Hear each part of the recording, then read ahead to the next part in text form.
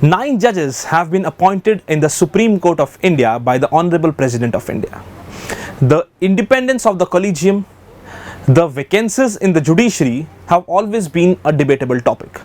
So, I, Anuj Sharma, today will be discussing with you the understanding of the judicial system and the collegium system and how the judges are appointed in Indian Supreme Court.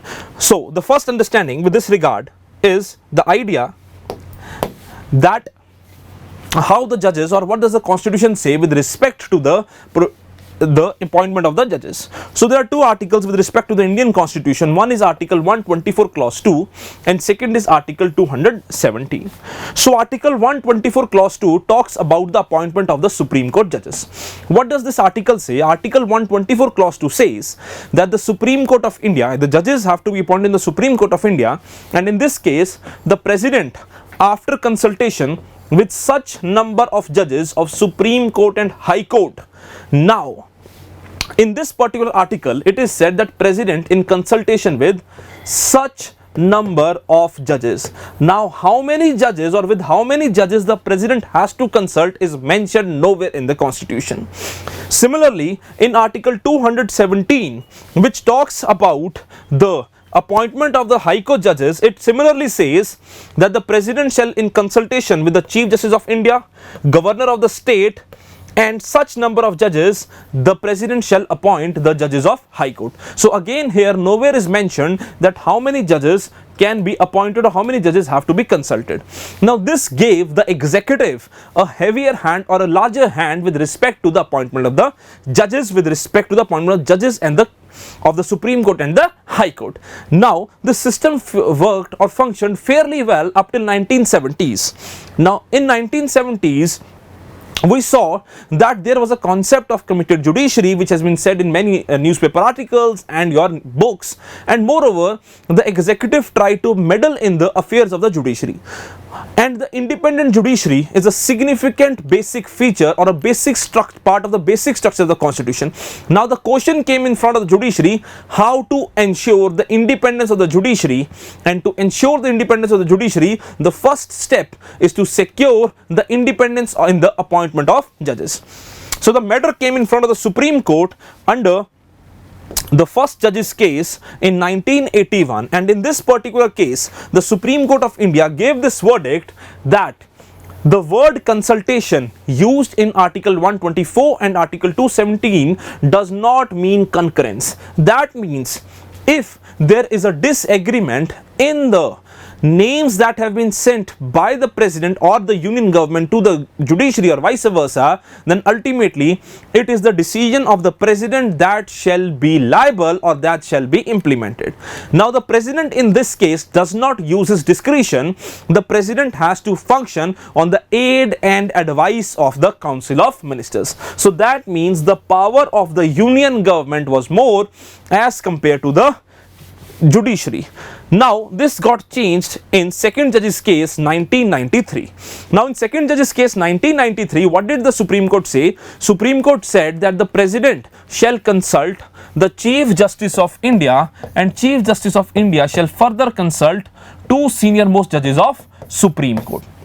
Now herein the Supreme Court of India introduced the concept of collegium indirectly or implicitly, where the Supreme Court said that herein the judges or the Chief Justice shall consult two more senior most judges of Supreme Court. Now the very important understanding which changed here was that the recommendation of the President, recommendation of the Chief Justice of India and the two senior most judges was made binding on the President. So from here, that is the second judge's case, the power of the collegium or the power of the judiciary overpowered the power of the President.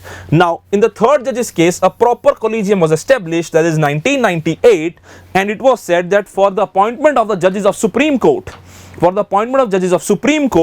there shall be a consultation with Chief Justice of India and four senior most judges of Supreme Court. Now from here again the appointment has to be done by the President of India, and the consultation done by the collegium shall be binding on the President of India. Moreover, what is the exact procedure that is followed? If we talk about the procedure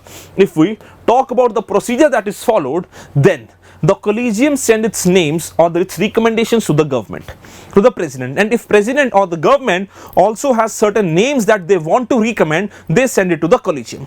Now the proper investigation is done by the central government, and then they recommend it to the president that whether the president has to sign it or not.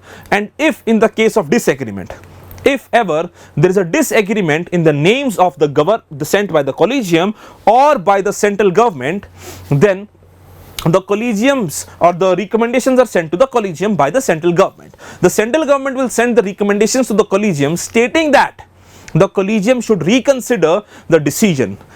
Now if the collegium agrees, then the collegium will send it to the government or the president for the final approval. But if the collegium does not agree, here is the problem. If the collegium does not agree, then the collegium will again send their list to the President of India to sign. Now, as I told you earlier, that the President is not working in his discretion and is bound by the decision of the Council of Ministers. So the Council of Ministers have to tell or have to advise the President rather the signature or on the signature. But the major problem or the most important problem with respect to this is the time limit, that in the case of the appointment of judges, there is no fixed time limit, that how much time or in how much time the president has to sign and appoint the judges. So this time limit results into, or the lack of specificity of time limit results into what we say is the pendency in the appointments of judges. Now there was a problem with respect to the judicial appointments. We'll get back to NJAC. There was a problem with respect to the judicial appointments. The most important problem, one along with the time limits, is the scope of nepotism. And second is the opaqueness. Now when I talk about the nepotism or opaqueness, the basis idea is that how does the collegium function? No one knows. What is the transparency in the collegium? No one knows. Is collegium under RTI? Not at all. So the idea is that how collegium functions, what are the merits that are being undertaken for the appointment of judges is not explained or is not told to the public. Moreover, the scope of nepotism exists, that there is very often known as Uncle Judge syndrome with respect to the judges or with respect to the appointments in the courts of India.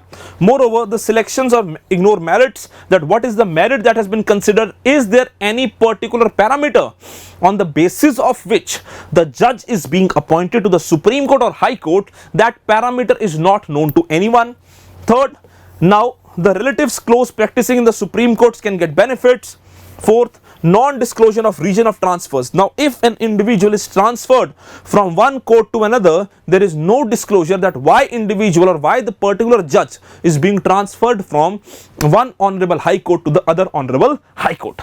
And last is judicial vacancies due to delay in selection process, that if there is any disagreement, I told you earlier as well, that if there is any disagreement, then the time limit also is not fixed with respect to the appointment of judges. Now to end this problem of opaqueness, the Parliament of India brought in a NJAC, that was a 99th Constitutional Amendment Act, National Judicial Appointment Commission. Now this National Judicial Appointment Commission was passed by the Parliament of India to replace the collegium. Now this NJAC includes the Chief Justice of India, 2 senior most judges of the Supreme Court, Law Minister, and 2 eminent personalities. And now there was a committee to appoint these or to select these 2 eminent personalities, and that committee consisted of the Chief Justice of India, the Prime Minister, and the Leader of Opposition, Lok Sabha. Now the problem with this respect to this collegium or this NJAC was that it led to the intervention or giving overpowering power to the executive with respect to the appointment of judges. So again the problem came back that the executive could overpower the decisions taken by the collegium. So in that particular case, the Supreme Court of India in the 4th judge's case cancelled or declared that this NJAC is null and void. And the situation stands there again, that again the collegium system exists, and ultimately there is no as such case that to ensure the opaqueness, to ensure the transparency with respect to the appointment of judges. And recently, couple of years back, Nithyayog also gave recommendations regarding the appointments or the transfer of judges. So what are those recommendations, which you can write in your answer as well? The first recommendation is that Nithyayog talked about the establishment of Judicial Performance Index. Now, Judicial Performance Index is basically concerned to check the delay in the finalization of cases in the lower judiciary, that how many cases a judge has decided in a particular month, how much time the cases are pending, how is the judge or how is the court under that judge functioning. All these courts or all these parameters will be included in Judicial Performance Index. Another idea is separate administrative cadre in judicial system to reduce workload on judges. Now, the judges have to perform other tasks as well. So for that, administrative cadre has to be established just to reduce the workload, so that pendency can be reduced. Moreover, automation in the courts, that use of technology, IT, information and technology, e-courts, all this stuff can be included. Moreover, ensuring availability of online real-time judicial statistics for determining the adequacy of judicial manpower. Now, this basically is concerned with improving logistical scope of the judiciary of India. And last is basically that how or what are the international good practices to ensure the court performance. That, for example, the Australian Institute of Judicial Administration, the Federal Judicial Center United States, the National Center for State United States has created or adopted a global measure for court performance to check that how the judges are working and how the cases are being finalized in the least available time. So this is it from our side in today's lecture. So I hope to see you next time. I hope you enjoyed the lecture. Until then, thank you, be safe and take care.